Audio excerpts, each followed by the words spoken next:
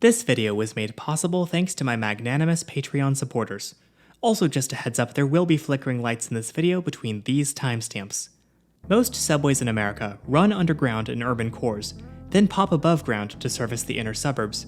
But most subway systems aren't the Buffalo Metro Rail. This bizarre little system runs in a transit mall through downtown Buffalo, New York, only to disappear into a subway tunnel for the rest of its run. And that's far from the only thing that's weird about it. It's a light rail, but the cars don't bend in the middle. It's only 6.4 miles long, and hasn't been expanded since 1986, which all leads to one question: why? The only way to find out is to go for a ride. Let's take a look at the map.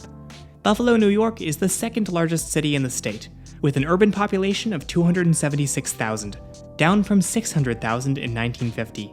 The city's downtown is located by the mouth of the Buffalo River, which empties into Lake Erie, and Main Street heads northeast from there. And yes, I drew the map inside view for a reason. You see, the Metro Rail starts in a 1.2-mile surface-level transit mall between Special Events, only served during, you guessed it, special events, and Fountain Plaza. Trips within this area are free. After that, it dips into a cut-and-cover subway for 1.7 miles, serving 3 stations, before plunging into a deep-bore tunnel for the remaining 3.5 miles to University, serving 5 stations. Fares are $2 on this section. This eliminates the need for fare gates or onboard fare collection at surface stations, but forces riders to use fare gates underground. I started my trip at LaSalle, the second northernmost station on the line. This stop dates back to 1986 and features a brutalist design that reminded me vaguely of Pittsburgh's downtown subway, along with wall art and WMATA floor tiles. I picked up a Metco card and tapped my way into the fare gates, then went down an elevator and an escalator to the platform, a full 47 feet below ground.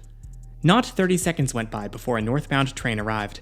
This was massively convenient, as trains normally run on 10 to 20-minute frequencies. Buffalo has a fleet of 27 cars built by the Tokyo Car Corporation of Japan, with unusually rigid bodies. By contrast, most modern light rail trains in the US have at least one articulated section in the middle so they can fit around tight curves. But there's no tight curves on this system, so these cars are fine. If you're familiar with US light rail history, you might recognize the design of these car bodies, as they were also used for the Boeing Vertol US standard light rail vehicle in the 1970s. This was an experimental design that turned out to be such a disaster that Boeing left the rail industry and went back into aerospace where nothing bad ever happened. After just one stop, we'd reached the northern end of the line at University. If you haven't noticed already, many Buffalo subway stations feature 2 tunnel bores, one for each platform, a bit akin to the deep tube stations on the London Underground. Heading south, our train reached its top below ground speed of 50 miles per hour. Stations in this deep bore section of the line usually featured individual tunnels for each platform, although Amherst differed by having a single island platform. I felt like we were really flying along through the darkness. Just before Utica, the train climbed a sharp upward slope as we left the rock tunnel and entered cut-and-cover territory. Stations here resembled those in downtown Pittsburgh, with 2 side platforms. Then, after Allen Medical Campus Station, we rolled up a ramp and into the median of Main Street. Almost instantly, the ride experience changed. No longer were we the zippy 50 mile per hour metro. Instead, we were on a 15 mile per hour streetcar. We passed a few stations, some of which only had limited high-level platform access. This presents somewhat of an accessibility hazard, as subway stations are completely accessible, while above-ground stations aren't. Though to be fair, there may have been signage about this that I didn't notice. Then we finally arrived at Church, where our train would be reversing. Track work along the line meant that a single-car shuttle would be taking us the rest of the way to Canalside, the regular endpoint of the line. The old train moved away and the shuttle pulled up to the platform. At this point, I was beginning to notice that every car warned drivers on its bumper, "Caution, vehicle enters tunnel. Do not follow." This refers, of course, to the tunnel cars plunge into after leaving Fountain Plaza. 2 stops later, we'd arrived at Canalside, where our operator stepped out to get some Tim Hortons for the trip back. Fun fact, to accommodate for the high-floor subway stations and low-floor downtown transitway, Buffalo Metro cars feature folding staircases, which operate like so. They seemed pretty supportive getting on and off. But do you know what else is supportive? My wonderful Patreon community, who helped me book a trip to Europe. If you'd like to watch my first video from that adventure, featuring a ride from Boston to Washington in the United Kingdom to recreate the Northeast Corridor with its namesake cities, it's up on Patreon now. So why did Buffalo build such a bizarre light rail? Well, Metro Rail wasn't supposed to be light rail at all.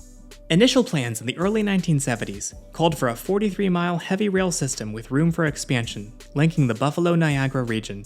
Since people with means were moving out of the city and into the suburbs, planners hoped rail would lure them back downtown. This was in the later years of the post-war metro boom, right around when places like Miami and Baltimore were working on getting their systems up and running. But soon, planners turned to a new mode that was taking the country by storm: light rail. Just 3 years after San Diego opened the first modern light rail system in the US, Buffalo opened the second in 1984, building it out to the current length over the next 2 years. I wasn't able to get an official report on why exactly they put the downtown section above ground and the rest in the subway, but from perusing Reddit and Facebook forums, it appears the soil under downtown was softer due to its proximity to the lake, making tunneling difficult, and limited budget led to the creation of a surface-level car-free pedestrian mall, with the additional advantage of putting trains just steps away from businesses. NIMBYs further up the line objected to catenary wires, however, so the outer stations ended up being below ground. With such a metro-like system, planners naturally had all kinds of ideas for expansion. PCCs were even purchased for one branch line.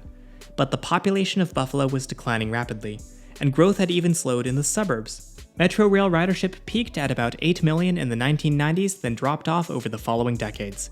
With the high cost of building the existing subway, funding never materialized for any expansions, and the line's starter segment became its only segment. Cars were even added back to Main Street in the 2010s after Metro was blamed for declining businesses. There were a lot of people on board when I rode, and I really respect the effort that went into it. And now there's an effort finally underway to extend the line to the University at Buffalo's North Campus. It could really be an asset if Buffalo reverses its population growth. But overall, Buffalo's Metro Rail is a reminder of what could have been. A strong transit system, yes, but perhaps too strong for the city and economy it found itself in.